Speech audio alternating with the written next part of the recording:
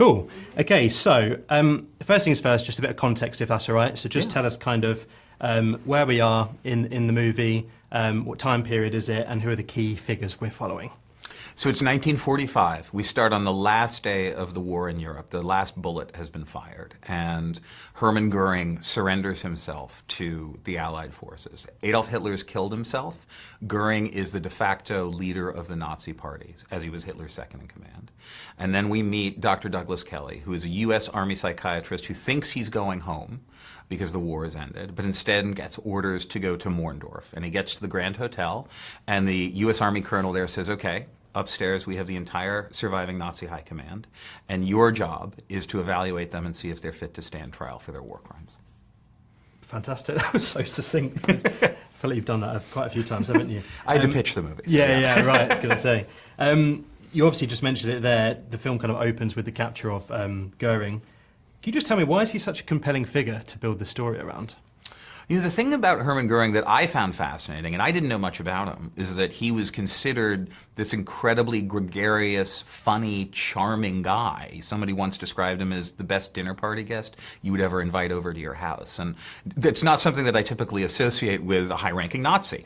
So I thought that that was just a fascinating character to look at. And, you know, the relationship that he strikes up with Kelly, they're both trying to get something out of each other, both sort of trying to play each other.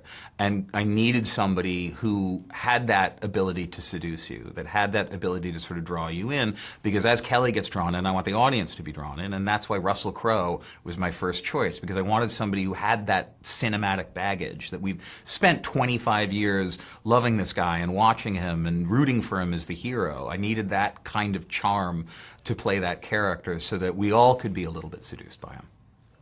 Well, now we're on Russell Crowe. What elements of his performance did you enjoy the most? I mean, Russell's fearless, you know, and I sort of describe him as a character actor trapped inside a leading man's body, you know, and there's sort of nothing he won't try or nothing he won't do. And, you know, he attacked this part.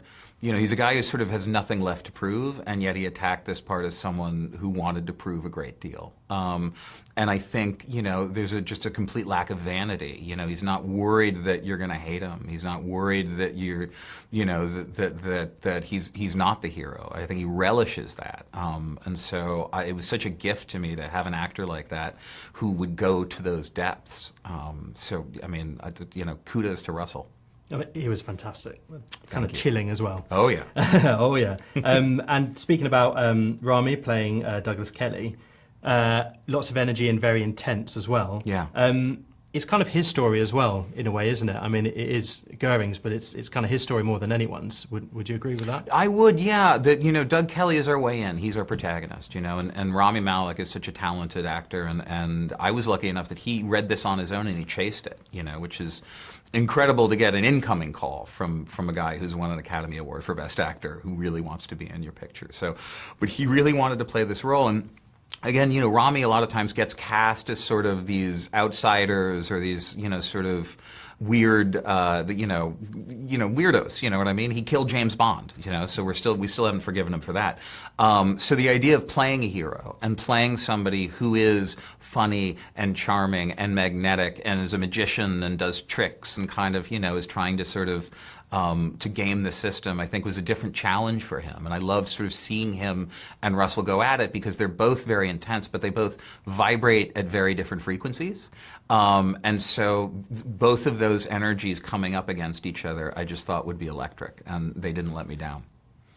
Wonderful. And Michael Shannon as well kind of has this brooding intellect about his performance. But Jackson himself, I think, also has a sort of inner conflict. What do you think his inner fight is as a person? Well, Jackson is a character, you know, I never learned about in school. As an American, you know, I never learned about this guy who I think is truly an American hero. He's a U.S. Supreme Court justice who basically said, we have to put these men on trial. I always thought the Nuremberg trials were sort of a foregone conclusion. You know, it's sort of the Allies win the war, and then we put the Nazis on trial, and then we all went home. And the truth of the fact was the Nazis were never supposed to be put on trial. There was a standing order from Churchill and Roosevelt that the High command was to be executed within 48 hours of capture. And Jackson said, no, we can't do that. We have to do the hard thing. We have to put these men on trial so that the world sees the crimes that they have committed. And not only that, he then, after convincing them to do it, and he says this has to be an international coalition. It can't just be the U.S. doing it. We need the Brits. We need the French. We need the Russians. And nobody really wanted to talk to the Russians at that point because it was the beginning of the Cold War. But he got that coalition together and then left the U.S. Supreme Court, took a leave of absence, flew to Nuremberg, and became the chief U.S. prosecutor. Wicked. You obviously already spoken about Russell and Rami's performances. The cast as a whole, it's such a kind of high caliber cast. What was it like as a director kind of working with them and having them, I guess, at your disposal? I mean, it's just an incredible cast, and you know, once you get Russell and Rami, who are two guys who have Academy Awards for Best Actor, you know, your phone calls get returned a lot quicker. But you know, Russell, I think, said it best. He said it's like walking into a saloon and everyone's a gunfighter. You know, it's sort of, and everybody was excited to work with everybody else too. They're all fans of each other, and that's a wonderful thing because you see actors sort of start to dance with each other and start to go, oh, you're going to go left, okay, I'll go right. Like, and steel sort of sharpens steel, and everybody kind of upped their game. So as a director, it's just it's a wonderful gift to be able to work with a company of actors like this. It sounds like they had a lot of fun in Budapest as well. We did. Which is nice to hear. Right, my final question for you, James. I think, especially with like historical dramas, there's so much as humans that we can learn from history. What's the lesson from this film, would you say?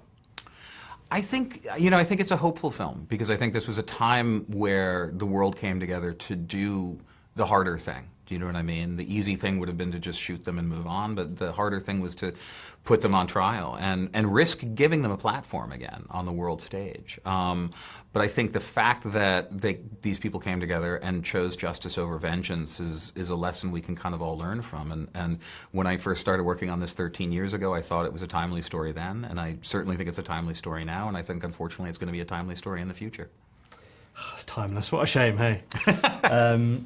Great, thanks so much. Awesome, That's all my man. questions. Thank you. Appreciate Easy it. peasy. Nice one. Easy peasy.